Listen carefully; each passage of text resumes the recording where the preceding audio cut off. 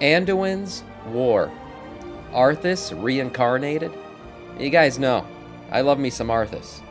Arthas has always been my favorite character in the game. The lore of the Lich King is fantastic, and what that bald villain did in Shadowlands I choose to completely ignore. But maybe I can ignore it no longer if it becomes relevant to Anduin becoming the next Arthas. Let's see what Akalon has to say about this. What's good, gamers? Akalon here, and of course, welcome back to each and every one of you. So today's video is actually not just my own concoction. It's actually thanks to one of the commenters on the previous video about Sargeras' plan and all sorts of stuff. If you want to watch that, you can actually go check that out. It's the video that I uploaded just before this one. But it actually comes from a comment on that video by Peter Kruger. So Peter, I want to give you a massive shout out for this. When I rate this comment, I'm not going to share the comment because that would be literally leading with the lead. Spoiling the whole video. Terrible storytelling. But when I rate this comment, it was like things just started to click. And I was like, oh, wow. Oh, wow, that is interesting. So let's talk about Anduin's role in the War Within, but also where has Anduin been? What has Anduin been up to? Now, for a very quick... Can I just say real quick, everyone bitching about Anduin crying too much, I just want to say, the man has been through a shit ton of events in his life. Mom died at an early age. Father disappeared for a long time. A person he trusted most turned out to be a fucking dragon. He also lost his second trusted in command to a massive battle at the Wrathgate. I mean, this kid has lost every single person he's ever cared about, and then gets dragged into the Shadowlands, tortured, mind-bent, and turned into a living Death Knight through domination magic, only to free his mind via the memories of his dead father and Sourfang, okay? This shit is crazy that he's been through. So he's allowed to kind of be mind-broken. Now, what I want to see from Anduin is the man-up phase, right? The transition, as many have said, into Manduin. And I think that's going to happen in the War Within. It's going to be a really nice character arc for him. Anduin's probably had one of the better character arcs in the game because we know back in the day, I was a Varian fanboy. And I hated Anduin back in Mists of Pandaria. I felt like he was running around just, finger-popping with Rathian the whole time, talking about peace. I didn't give a shit about any of that. But what I will say is his character arc can really, you can look back on it and say it was great if they do it right here in the War Within, and I think they're going to. I'm actually very excited to see what happens to Anduin here. Recap, and I'm not going to spend too much time on the Shadowlands because, well, we all know how that went. That was not a fun time for anyone. But just before the events of the Shadowlands, Anduin showcases elements of void corruption. If you read the book, Shadows Rising, you find right in the second to last chapter, Anduin has a bit of void running from his ear to his shoulder, down his arm, and into the palm of his hand. And there it dissipates. We don't know if that is actually going to be a storyline that will be explored, but it was still a very interesting storyline to actually have introduced to World of Warcraft, and it gives you somewhere to go in the future if you want to do something really cool or even something really dark with Anduin's character. Of course, then we have Sylvanas. Sylvanas breaking open the sky, going to the Shadowlands, to the Maw. Yeah. If we only knew how bad that place would turn out to be, and I'm not talking about evil storytelling stuff, I'm actually just talking about the gameplay of the Maw. Now, she opens the Maw, and in true fashion, she sends out a bunch of Sworn to capture the leaders of the Alliance and the Horde. Right, At the time, though, all of us thought that the leaders of the Alliance... Can I just say Gen was fucking useless in this moment? I mean, he could have went full Worgen and tried to grab Anduin or something. Instead, he just stayed in human form and screamed. Look at his face. Absolutely ridiculous, man. Horde were simply captured because, well, it would weaken the Alliance and the Horde. Hey, come on. They didn't have their main leaders, and so the people that would now be taking over are really, generally speaking, advisors. They're not actually people that are making the decisions.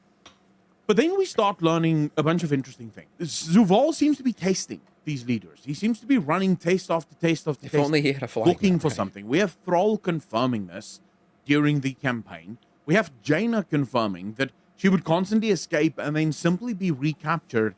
And then, again, the tests would continue. They'd be tasting her. And it's almost as if the escape over and over of Jaina was also part of the test. Trying to see something, trying to find something, trying to maybe Interesting. unlock something. But all of these tests just appear to be going absolutely nowhere He threw until Bane off a cliff. I mean, yeah, that was a good test. See if the Tauren can land on his feet. I don't know. Maybe he thought he was a cat or something. But he's kind of right here. Yeah, in the beginning, I think he could have actually killed them all pretty early on. The jailer really did. He had the ability to just kill all the leaders from the start and really send the world into full blown chaos. But that didn't seem like that was his end goal. He may have been, like he's saying right here. I agree with Akalon. He may have been testing him, seeing who is worthy to become his, dominated Death Knight champion. That's at the end what he ended up making Anduin into. And all these tests were kind of leading to him choosing the correct leader. And it looks like he ended up choosing Anduin. we finally finished the very, very long intro campaign, and now we have to leave because apparently the Maw is inescapable, but not so inescapable. And in the end, it wasn't inescapable at all. But never mind the storytelling problems of Shadowlands. I promise, guys, I promise, I won't keep harking on the storytelling flaws of the Shadowlands. But anyway, so we're at this first one relic. We need to open the first one relic, and Zuval and his armies arrive. Right. Now we, the children of Azeroth, are the only ones for some reason that these relics will respond to. That's a whole different video for a whole different time. But in order to do this, we need time. We need Anduin and the other leaders of the Alliance and the Horde to buy us said time. And Anduin does this by channeling the light. Yeah, this moment right here may have been the canonization the first time the light was ever used in the Shadowlands. I don't think it had been up to this point. And how he called upon it in the Shadowlands is still kind of a mystery to me. It's a realm of death. The light was able to reach into it. We know how the whole, realm chart works with all the different decay and all the stuff everywhere. This was a crossover event where the light was able to reach into the realm of death. So this was an interesting moment, and Anduin was the conduit for it. And at the end of the day, he ends up losing his touch with the light. But it's crazy. He was clearly one of the most in touch with the light ever at this point. Anduin's final words is, even here, the light still answers. This triggers Zuval. You can see it. And I don't mean triggered as, no. This triggers something in him. He looks at Anduin and he goes, interesting. Yeah. And suddenly he searched for the This leader. was probably the moment where he decided Anduin's going to be his champion. Yeah, I agree. It's over. He no longer needs anyone. He's found the one. From that moment forward, we see Zuval hyper-focused on Anduin. He actually allows us to capture all of the other leaders that he had, seemingly not interested in killing them. Yeah. And I don't mean allow. We obviously had to do some work for it, but it was clear that he could have just killed them because he had no longer any use for them. And considering the fact that Zuval really likes souls because he likes making these weapons out of souls. Right. And you would have thought these leaders' souls would have been filled with a lot of anima, right? I mean, that's what I would expect. These were powerful people, all of them. Maybe Anduin was the best of them, and that's why he chose them. But the rest of them weren't trash. They would have been valuable souls to him. So I did think it was kind of weird that he basically let them escape. I mean, multiple times. Even if they would have gotten away this time, he had other shots at him that he didn't take. So it's an interesting thought. I wonder what Alkalon's going to say about it. He could use those souls. Jaina would make a pretty strong rune weapon or a one weapon. Bane, for all his uselessness in the Shadowlands, is also actually quite a strong character. Yeah. And Thrall, shit. If you made a weapon out of Thrall, you could call the elements wherever the hell you wanted. So clearly Zuval could do a lot of things with these souls, but it's like he just didn't care. As far as he was concerned, he found what he was looking for. It's one of the reasons, by the way, why I feel like the story for Shadowlands didn't actually play out the way that it was supposed to, and that the changes made to the story actually just ended up making a lot of things feel a lot more weird, because sort of things started pointing one way, but then they happened a completely different way. Okay. I did feel like there was some rewrites going on during the expansion, unfortunately. You got to remember, too, there was something that happened in the world. I can't remember what it was. Made us all sit at home. Some kind of sickness. Wuhan labs. Yeah, I can't remember. But anyways, there was something that happened during this expansion that sent everybody home. It was hard to work at the time. I will give Blizzard some, a little bit of length on the leash for that one, because shit did go down. But it did feel like they rewrote the story, and it really made an already probably badly written story even worse. I'm done. What up, Mikey? Sorry. So now he's focused on Anduin, but he wants Anduin originally.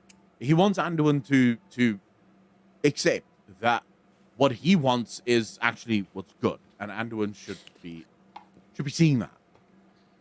Or maybe that's Sylvanas. Maybe that wasn't Zuval. Maybe Zuval from the beginning had no problem just forcing Anduin to follow his lead. Maybe it was Sylvanas that was like, no, we need to give him a choice. Because if I can reason with him, if I can show him the truth, then he may come to our side. Which again... Yeah, what I actually think happened here was not that Zoval wanted, was kind of bending to Sylvanas' will. I personally think he could give two shits about Sylvanas and what she wanted. But I feel like domination magic works better, or a character is more powerful through domination magic or whatever it is, if their will is in it as well. Like if they want to do it, right? So I feel like in the beginning, he kind of wanted to convince Anduin to come to his side because he would have been an even more powerful weapon. Using flat-out domination magic, the problem with it is it's just, the character is not as strong. One reason why Arthas was such a powerful Lich King is because he had basically broken the domination magic. He was able to overpower, right, everything that was going on in his mind and basically push his own free will. That's canonized, that Arthas kind of deviated from the plan of the Helm of Domination, everything, and why it was there. He was able to overcome that stuff and basically use his own will to push things forward. And that made him the most powerful Lich King ever. Even Death Knights, it's canonized with them that they were powerful under the Lich King's rule through domination magic and everything else that was going on with them. But when they finally got their own free will, right, that's when they became the most powerful heroes of Azeroth, the Death Knights that we know today, where they're ultimately powerful. They broke free from the Lich King's rule and all that stuff.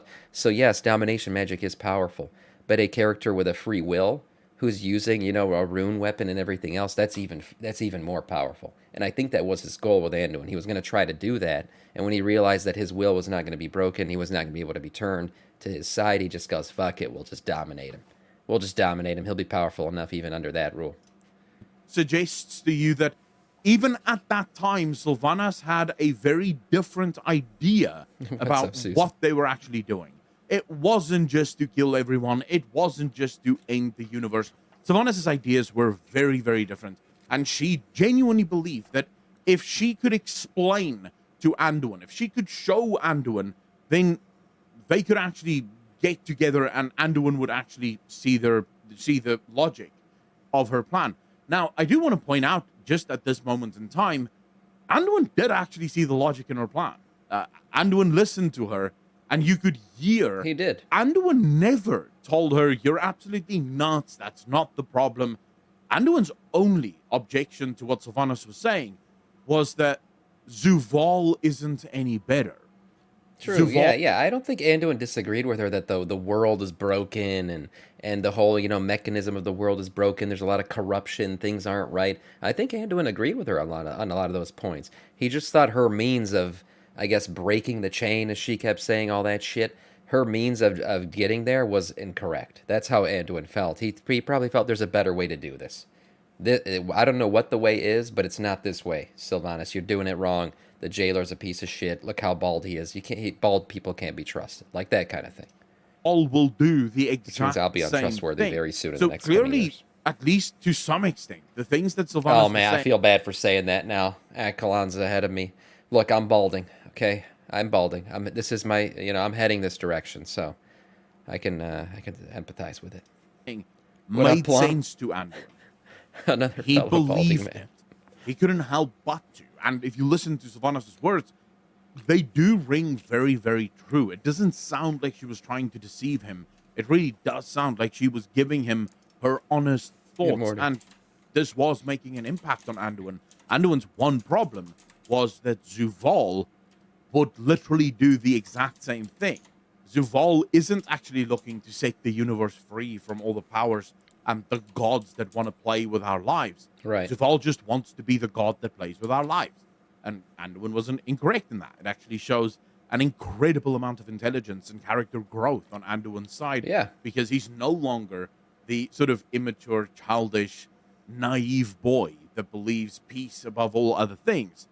He's able to now spot when things are going a little bit awry. But anyways, It's very The true. story way longer than Yeah, what it. yeah. Anduin was right in everything, and Sylvanas ends up realizing that the jailer was not going to break the chain for the people of Azeroth. He was going to enslave us in another way, right? He was going to use the world souls and everything to achieve his ends. And yeah, she realizes that at the end with that stupid ass "I will never serve" line, even though most of her life that's all she did. But I digress. Talking about Shadowlands lore again. But Anduin was very much right. This was a big character development moment for him. This whole the majority of Shadowlands was for Anduin. It needs to be. Sorry, guys, I'm getting this. Oh, sorry. When I talk about Shadowlands, things just happen, Yeah, and we all I do. have all these tangents Yes. of places that I want to go to, because there is actually so much that have not been talked about in the Shadowlands, just because of how bad it was as an expansion. That I think most people just gave up, myself included, on even trying to make sense of that lore. And so now, whenever I do True. recap it, there's just so many things that pop up to me, like, oh, I should actually talk about this. No. That's not what this video is about. Well, no, that's not what this video is about. Okay, let's get back track. We're at So Anduin Farak. eventually is forced. Unreal. And Zaval creates his next ultimate weapon. Blizzard, in what can only be described as a lapse in intelligence, decides not to call it Shalomon when it should absolutely have been called Shalomon. So that, for that reason, that I will would've be been cool. referring to that blade as Shalomon. Zaval creates it. He creates it with a soul. The soul, of course, is that of ARTHAS. Yeah. Now, this is where the comment Such comes in bullshit. from Peter Kruger. And Peter literally writes, what if ARTHAS' soul merged with Anduin from the Mournblade they wielded together? Would explain the battle within and the stance in the trailer. That would be great, and I wish that were true. The only thing is, they turned him into a wisp. They basically turned him into 12 anima, and then he disappeared. And all the characters confirmed that you're looking at Arthas. That little wisp is Arthas. I just wish they would have at least put him in a freaking, like a ghostly form, and he could have talked for a little bit or something. This is Arthas Menethil, the greatest character, probably one of the greatest lore characters in all of lordom, right? And they just turned him into a fucking silent wisp and sent him on his way, with Sylvanas doing a stupid-ass monologue. Okay, the Shadowlands lore just upsets me. 35 anima, sure, yeah, we'll give him a little bit more. That's right. So, it's hard to imagine that his soul, maybe his soul split. I mean, we've seen soul splitting with Uther. We know that people's souls can be split, so maybe that'll justify this theory. But let him cook a little bit more. When I read that, I was like, how did I not think of this? How did that escape me? Now, we've been on a massive bane with Mourn weapons lately. I've been researching a shit ton for a new video coming up. And the video yesterday deals very much with Gorobol and Teshalak and, Sargeras and the sword and everything else. But let's just quickly go over what a Mournblade is. Shalomon is made with the soul of Arthas. Right. Mournblades are people in weapon form. It's literally turning the strength of a person into an actual weapon of war. Right. The stronger the person, the stronger a Mournblade is, right? The stronger the person was, the stronger their soul is, the stronger the weapon that their soul ends up getting infused to, the stronger that weapon is, right? And actually, the thing about Mournblades is you can willingly become a Mournblade. Like, you can say, I want my soul to become a weapon, and then it creates a very strong weapon, or you can be basically dominated into the weapon via domination magic. And we just talked about it. A free will person is usually going to be more powerful than a dominated person. What Shalomorn was, I would say he probably got dominated. I would say Arthas' soul got dominated in that weapon. But that's how these Morn weapons work. Blades have very, very varied effects. Some Mournblades can act absolutely independently of their wielders. In other words, they have far more sentience than, for example, Frostmourne did. Frostmourne was very powerful, but it required a wielder. It could not do things on its own. Right.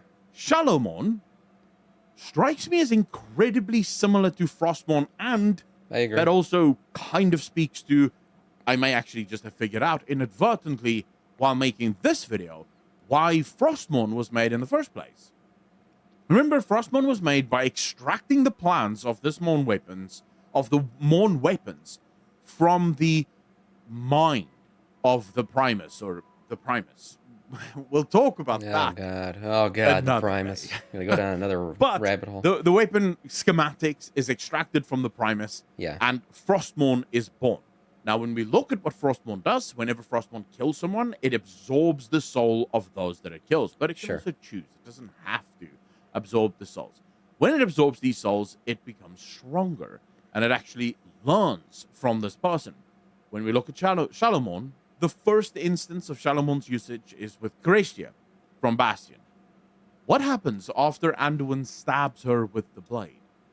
The blade absorbs her essence, Right. her sigil. Or, if you are a construct and the only thing that gives you life is your sigil, your soul. Now, there's some logical inconsistencies in this one, because when Zuval's sigil is removed, he actually dies. just becomes an inanimate robot-looking thing. Kerestia's sigil is removed and nothing happens. So I'm not entirely sure why that works the way that it is, but the sigils are highly suggested to be their souls, their essence in a way. Right. It's what gives them their purpose. Mm-hmm. I think that's why Frostmourne was made. I think that was the original plan for Frostmourne. And now it sort of throws a massive wrench in the works as to why Frostmourne made its way to Sargeras.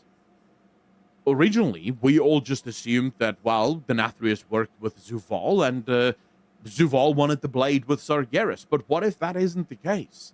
What if before Denathrius worked with Zuval, Denathrius actually did not think that Zuval was on the right track?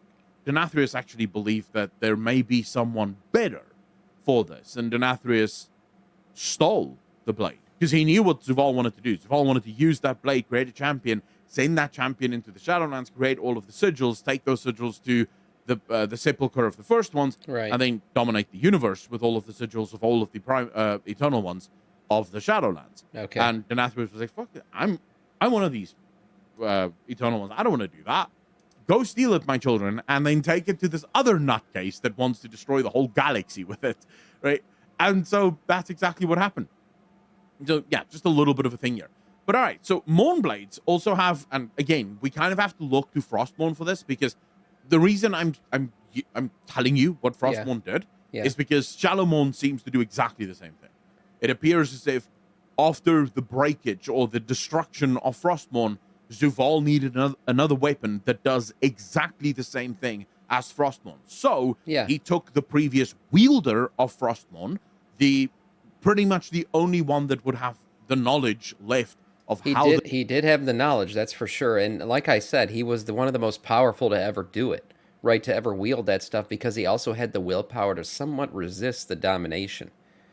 Fun fact: do you remember another weapon, another rune weapon, or weapon that he was talking about? What about Jathus? Jathus is a weapon that you could have looted from Sanctum of Domination that had a soul within it, right? It was the prison blade, and it was able to absorb other weapons. You used to be able to feed it other weapons to make it stronger.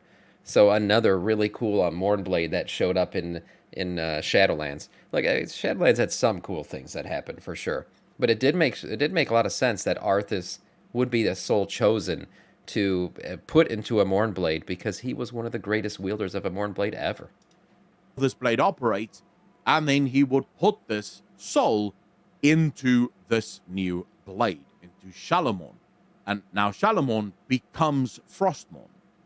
It is the same blade. Yeah. It does the exact same thing. True. Now, what did Frostmourne do when ARTHAS first started wielding it? It started stealing his soul. It started merging with him. It started whispering to ARTHAS. Yeah. There was an endless connection between Frostmourne and ARTHAS. Mm-hmm. ARTHAS was losing himself more and more as he wielded the blade. And the blade he did lose himself. It did transform him. It definitely played it did its toll on him, but he never really lost his will.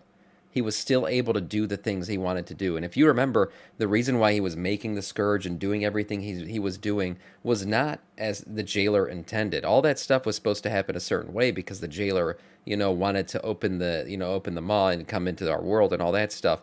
But at the end of the day, his intention was actually, he saw the burning legion and everything that was happening, and he believed a world united through undeath a world commanded by him would be the strongest and most powerful Azeroth that ever existed. And he believed that if he could kill the entire world and raise it on death, that it would be prepared for anything that would come our way. It was not a just cause, right? It was just like, the culling of Strathome wasn't exactly the best thing, even though he might have been right in that. But I digress again. The thing is, he could have easily, been dominated by it, but he still held his own will and kind of diverged from what the original plan for Frostmourne was. Merging with ARTHAS, ARTHAS becoming an extension of the Blade. What if that's what Shalomon did? Peter is probably not wrong here. Remember, when we finally see the 35 anima of ARTHAS, that's all that's left after Anduin was able to break free from Shalomon. Yeah. But there's no evidence that that is all that was placed into the Blade to begin with. Sure. See, that's the interesting thing. When ARTHAS dies, we see Uther coming down or up, or wherever the fuck the Shadowlands is, picking up ARTHAS' soul, taking it and throwing it into the maw. Yeah, this was eating it into the maw. This was such like an anti-Uther moment. Uther was so much better than this. I really don't like this lore, but that is happened. A full soul that went into the maw. The 35 Zuvall from there scoops up the soul and places it inside his little vault, keeping it safe because he wants something from the soul. The soul needs to be a weapon at some point. At no point is there ever an expressly stated thing that ARTHAS had parts of his soul burnt off, that ARTHAS' soul was being destroyed by Zuvall, or that there are other particles of ARTHAS' soul throughout the galaxy scattered about. ARTHAS' full soul was absorbed into the maw. Yeah. And what little would have been left, or may have been stolen by Frostmourne, would have gone to the jailer anyways. So, the fact that only 35 anima remains of that soul, where the hell did the rest go? Yeah. Well, maybe into its wielder. Maybe that's why Anduin has spent the last expansion, almost two, wandering about. Yeah. Look, I mean, if they were going to do this, if this was actually what happened, I would think they could do a cool reveal about it, because remember, he's the only person he's seen since he came back. He saw Sylvanas in the mall, but then he saw Thrall in the cinematic that we saw. And these are the only people who've seen him since the events of Shadowlands, basically. So, I mean, it would be kind of cool if he has a moment where maybe he drops a line, that maybe that used to be said by ARTHAS. Some kind of famous line, not this city must be purged. Obviously, that would be very obvious. But maybe a little hint or a little line that maybe ARTHAS used to say that Jaina catches when she finds him, right? Because Jaina had a relationship with ARTHAS, a deep, penetrating relationship, I should say. So the Jaina could have had a close enough relationship. She did have a close enough relationship. She would recognize maybe something that he used to say. So maybe Anduin says something that ARTHAS used to say. Jaina kind of catches the inkling of it. And that's the first moment where we realize, wait a minute, ARTHAS, there might be a piece of ARTHAS still remaining in Anduin. If they were going to do it that way, maybe it'd be kind of cool.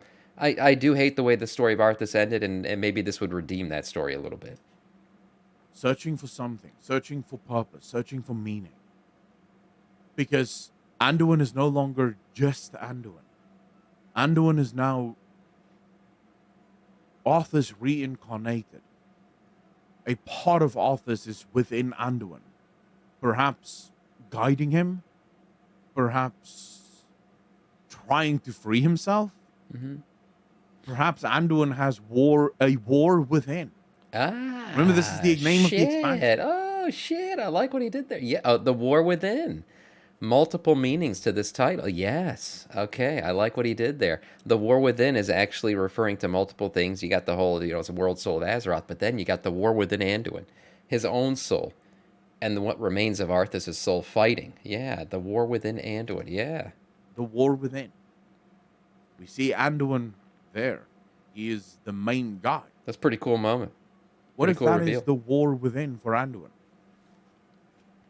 ARTHAS, the once great Minotaur, the overwhelming majority of his soul stuck inside Anduin, trying to break free, perhaps not even understanding what the hell is going on in the first place. Kind of like a cyberpunkish awakening moment sort of thing. What impacts does that have on the story moving forward? How does that impact Anduin and Anduin's character? What does Anduin look like with the knowledge, the skill, and the drive of ARTHAS? Like I said, it would be really cool if he does. Now, another hint towards what he is saying, basically, is something that a lot of people caught in the War Within cinematic. Remember when we're watching that whole thing and Anduin's talking to Thrall? Let me see if I can pull it up really quick. This moment right here. Boom. Boom. Who's done that stance before? Yeah. Yeah, very reminiscent. Very reminiscent indeed. Look at that stance. Look at this. Look at these. Side by side. If you see it, you see it. Look at that. It's an epic stance, I'm not going to lie. But yeah, I could see, okay, that could be the first hint. I talked about how they could give us hints, maybe drop some lines, maybe Jaina catches on something, maybe even Arthas' sister, right? Kalia catches a few things that he starts to say that sound very reminiscent of Arthas. And then look at that. Yeah. The swords are different angles. No, the camera's at a different angle. The swords are at the same angle. This camera's kind of tilted down. This one's more even. It's almost exactly line for line. It's perfect. Man, look at this stuff. Yeah. So, I mean, maybe this could be the first hint and to this story that, yeah, Arthas' soul is living on within Anduin. Very cool. Actually be a very good thing. This could actually be Anduin really stepping into his moment, into the strength of his character, because Arthas was an incredibly strong character. He was an incredibly strong man. He had flaws, yes, but interestingly enough, the flaws that Arthas had wasn't really, or aren't really the flaws that Anduin had. In fact, the problem for Anduin is actually one of Arthas' greatest strengths. Anduin tends to think a lot less of himself. Arthas is a little bit arrogant. Yeah. True. A little bit arrogant. He sort of believes in himself maybe a little bit too much. He has maybe a little bit too much drive. And that may actually be a good thing. Maybe he props up Anduin and makes Anduin this absolute boss of a leader. That's it. He becomes Anyways, Manduin. I wanted to share this with you because I thought it was a very interesting theory. Yeah, what do you guys think? Let me know in the comment section down below. Remember, for $1 a month, Yes, YouTube can keep the channel free from sponsorships that want to sell you shit that you do not need. Patreon links are in the description down below. To all of the patrons, thank you so much for your support already. It means the absolute world to me. Ladies and gentlemen, as always, be kind to each other, be good to each other, and I will see all of you in the next one. Peace. Very cool video. Yeah, very cool video from Akalon here. I liked it a lot. He got me thinking. And I do think that if this theory is true, there could be some really cool, lore reveals, hints and subtle hints at the way that, oh yeah, Arthas may be living on through Anduin. And the War Within. The War Within Anduin. What a cool moment that would be if we realize that that's what the title has to do with.